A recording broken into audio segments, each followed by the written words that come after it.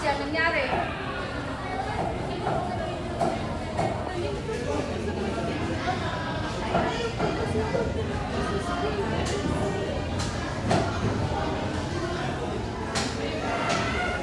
Intindihin mo na lang ang tiyak mo. Alam mo naman, bihira din ako makapagambag sa kanila.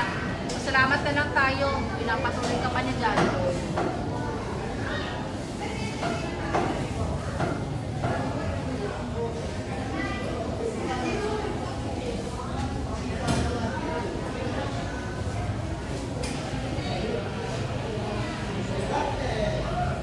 Naalala ko tuloy si nanay.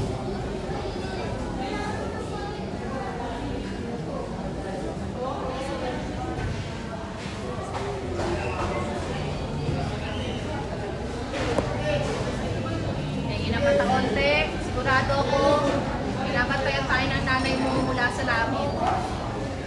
Huwag ka na umiyak. Pag nakabenta ako ng malaki, magpapadala ko dyan, ha?